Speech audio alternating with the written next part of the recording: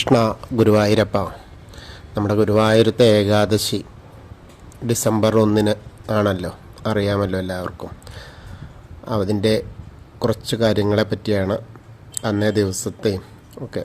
ശരിക്കും പറഞ്ഞാൽ വിശ്വപ്രസിദ്ധമായ ഏകാദശിയാണ് വൈകുണ്ഠ ഏകാദശി. അതായത് ശുക്ലപക്ഷത്തിലെ അംബരീഷ പക്ഷത്തിലുള്ള ഗുരുവായൂർ ഏകാദശിയാണ് ഏറ്റവും പ്രധാനപ്പെട്ടതാണ്. ഭൂലോക വൈകുണ്ഠമായ ഗുരുവായൂരിൽ ഉള്ള, അതായത് അതിൻ്റെ പ്രത്യേക ചടങ്ങുകളും കാര്യങ്ങളൊക്കെ ഉണ്ട്. അതുപോലെ തന്നെ ആ ദിവസത്തിനും പ്രത്യേകത ഉണ്ട്.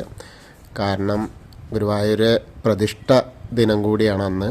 അതേപോലെ കൃഷ്ണൻ അർജുനന് ഗീതോപദേശം നൽകിയ ദിനം കൂടിയാണ്. അങ്ങനെ ഒരുപാട് പ്രാധാന്യം അർഹിക്കുന്ന ദിവസമാണ്. ശരിക്കും ഗുരുവായൂർ അമ്പലത്തിലെ ഏകാദശിക്ക് ഒരുപാട് തിരക്കായിരിക്കുമല്ലോ. ആ തിരക്കിനെയൊക്കെ മറികടക്കാനായിട്ട്, അതായത് ദശമി രാവിലെ നട തുറന്നു കഴിഞ്ഞാൽ 3 മണിക്ക് നിർമ്മാല്യത്തോടു കൂടി നട തുറന്ന ഏകാദശി ദിവസവും, അതേപോലെ ദ്വാദശി രാവിലെ 9 മണി വരെയും ഏകദേശം 56 മണിക്കൂറോളം സമയം നട തുറന്നിരിക്കുന്നതാണ്.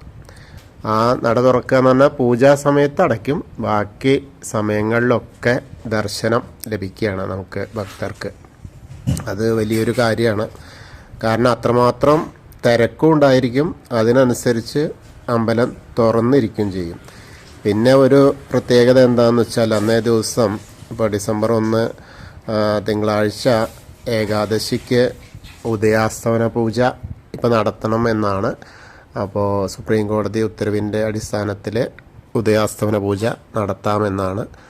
അതിൻ്റേതായ കുറച്ച് എന്താ വെച്ചാൽ പൂജകളുടെ വ്യത്യാസം, അതായത് 5 പൂജയായിട്ട് ഇങ്ങനെ കുറേശ്ശെ അടയ്ക്കുക തുറക്കുക എന്ന് പറഞ്ഞിട്ട് ഓരോ അധികം കുടുംബങ്ങളിലെയും അങ്ങനെ പൂജകളായിട്ടാണ് വരിക. 5 പൂജകളാണ് ഓരോരുത്തർക്കും ഉണ്ടാവുക. അങ്ങനെ 15 പൂജ കഴിഞ്ഞ്, രാവിലെ മുതൽ 15 പൂജ കഴിഞ്ഞ്, അതായത് വിളക്കും രാവിലത്തെ ഒരു മേളം കഴിഞ്ഞതിന് ശേഷമാണ് ഏകാദശി തുടങ്ങുക. ഏകാദശിയല്ല, ഉദയാസ്തമന പൂജ തുടങ്ങുക ഏകാദശി ദിവസത്ത്. അങ്ങനെ ആ ഉദയാസ്തമന പൂജ ഈ പറഞ്ഞ പോലെ ഓരോ 5 പൂജകളാണ്, ഓരോ ഒതിക്കൻ കുടുംബങ്ങളാണ്. അപ്പോൾ അവർക്ക് അന്നത്തെ ആ പൂജ കഴിഞ്ഞാൽ പിന്നെ പന്തീരടിയും ഒക്കെ ആണ്. പന്തീരടി പൂജ കഴിഞ്ഞ് പിന്നെ വീണ്ടും കുറച്ച് നേരം കഴിഞ്ഞ് ഉച്ചപൂജ, അങ്ങനെയൊക്കെ കഴിഞ്ഞ് അന്നത്തെ ദിവസം പൂജകളുടെ ആ സമയക്രമം കുറച്ച് വ്യത്യാസം വരുന്നല്ലാതെ ബാക്കി കാര്യങ്ങൾക്കൊന്നും വ്യത്യാസം ഉണ്ടാവില്ല. ഭക്തർക്ക് കുറച്ച് ഒരു ബുദ്ധിമുട്ട് അനുഭവപ്പെടാം, എങ്കിലും ഗുരുവായൂരപ്പൻ്റെ ഉദയാസ്തമന പൂജയുടെ ആവുകൊണ്ട് എല്ലാവർക്കും അത് അനുഗ്രഹം തന്നെയാണ്. പിന്നെ അന്നേ ദിവസം ഗുരുവായൂർ അമ്പലത്തിൽ എത്തുക എന്നുള്ളതാണ്. ദർശനം കിട്ടിയാലും കിട്ടിയില്ലെങ്കിലും, കിട്ടുമെന്ന് തന്നെയാണ്, എല്ലാവർക്കും കിട്ടുമെന്ന് തന്നെയാണ്. പക്ഷെ കിട്ടിയില്ലെങ്കിൽ കൂടി അവിടെ വരുന്നവരെല്ലാം ആ വിഷ്ണുവിൻ്റെ ഭൂലോക വൈകുണ്ഠമായ ഗുരുവായൂരിൽ എത്തുന്നതൊക്കെ എല്ലാവരും വിഷ്ണുവിൻ്റെ ചൈതന്യം തന്നെയാണ് എന്നാണ് അന്നത്തെ ഒരു ദിവസത്തെ. അപ്പോൾ വേറെ അശുദ്ധിയോ മറ്റു കാര്യങ്ങളോ ഒന്നും അതിന് ബാധിക്കുന്നതല്ല എന്ന് പറയുന്നു. അത്രയ്ക്കും മഹത്തരമായ സമയമാണത്. അതുപോലെ ദ്വാദശി പണം വയ്ക്കാം. അത് കൂത്തമ്പലത്തിലാണ്. 9 മണിയുടെ മുൻപ് ആയിട്ട് രാവിലെ തുടങ്ങും. 9 മണിയോട് കൂടിയിട്ട് അന്ന് അടയ്ക്കും. 9 മണി കഴിഞ്ഞാൽ പിന്നെ നമുക്ക് ഭക്തർക്ക് ദർശനം ഉണ്ടാവില്ല, പിന്നെ വൈകുന്നേരം ഉണ്ടാവുള്ളൂ. പക്ഷേ അമ്പലത്തിലെ ചടങ്ങുകളൊക്കെ നടക്കും, ശീവേലിയും കാര്യങ്ങളൊക്കെ നടക്കും ഏകാദശി കഴിഞ്ഞ് ദ്വാദശിയുടെ ദിവസം. അതുപോലെ ദശമിക്ക് ഉച്ചയ്ക്കൊക്കെ ഊണ് കഴിക്കാം. അത് കഴിഞ്ഞ് വൈകുന്നേരം, അതായത് ഒരിക്കൽ ഊണ് മാത്രം നടത്തിയിട്ട് ഏകാദശിക്ക് തുടങ്ങാം. അങ്ങനെ ഏകാദശിയുടെ അന്ന് അരി ഭക്ഷണം കഴിക്കണ്ട എന്ന് മാത്രമാണ്. അപ്പോൾ ബാക്കിയുള്ളതൊക്കെ നമ്മുടെ ഗുരുവായൂർ ദേവസ്വത്തിൻ്റെ, ഗുരുവായൂരപ്പൻ്റെ വകയായിട്ട് തന്നെ നമുക്കൊക്കെ ഭക്ഷണം ഉണ്ടാവും. അതെന്താ വെച്ചാൽ ഗോതമ്പരിയുടെ ചോറും അതേപോലെ ഗോതമ്പരിയുടെ പായസവും അങ്ങനെയുള്ള ഏകാദശിക്കുള്ള കാര്യങ്ങളൊക്കെ ഉണ്ടാവും. ഏകദേശം 25,000-40,000 വരെ ആളുകൾക്കൊക്കെ അത് കിട്ടും. അതൊരു 9 മണിക്ക് തുടങ്ങിയാൽ വൈകുന്നേരം 3-4 മണി വരെയൊക്കെ അതുണ്ടാവാറുണ്ട്. അപ്പോൾ അത് ഇവിടെ തന്നെ ചുരുക്കത്തിൽ ഇങ്ങോട്ട് വന്നു കഴിഞ്ഞാൽ പിന്നെ 2-3 ദിവസം കഴിഞ്ഞിട്ട് പോയാൽ മതി എന്ന് പറയണ പോലെയാണ്.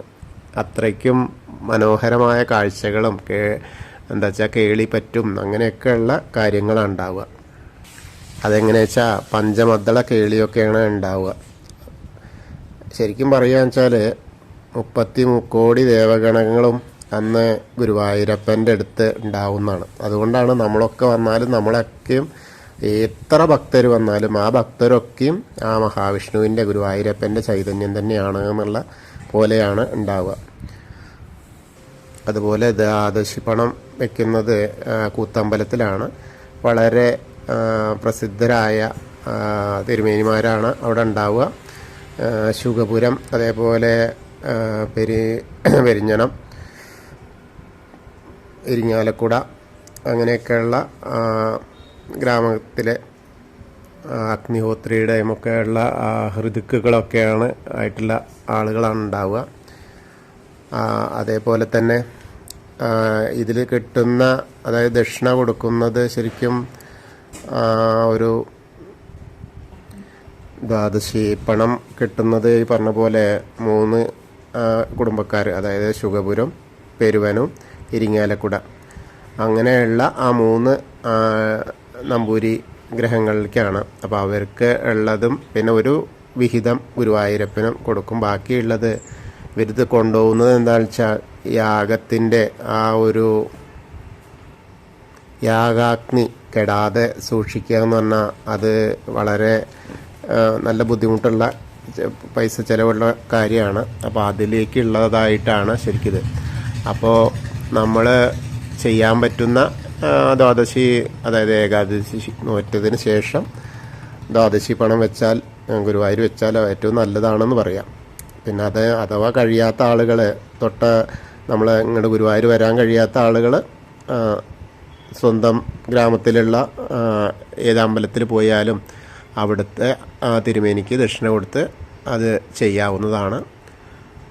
അപ്പോൾ ഇത്രയൊക്കെയാണ് ഗുരുവായൂരപ്പൻ്റെ ഏകാദശിയുടെ പ്രത്യേകതകൾ. അപ്പോൾ എല്ലാവർക്കും ആ ഗുരുവായൂരപ്പനെ അന്ന് ഗുരുവായൂരിൽ വന്നിട്ടൊന്ന് എത്താൻ എങ്കിലും കഴിയണമെന്നുള്ള പ്രാർത്ഥന ഉണ്ടാവുക. ഗുരുവായൂരപ്പൻ്റെ സവിധത്തിലെത്തിയാൽ നേരത്തെ പറഞ്ഞ പോലെ തന്നെ എല്ലാവരും ആ ഗുരുവായൂരപ്പൻ്റെ ചൈതന്യത്തിൽ ഉള്ളിലായിരിക്കും, അതിനുള്ളിലായിരിക്കുന്ന ഗുരുവായൂരപ്പനെ കാണുക എന്നുള്ളത് മാത്രം അല്ല, അവിടെ എത്തുക എന്നുള്ളതാണ് ഏറ്റവും പ്രാധാന്യം.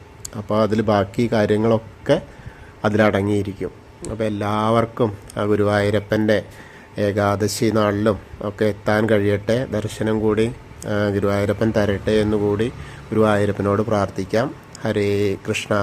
ഗുരുവായൂരപ്പ ശരണം.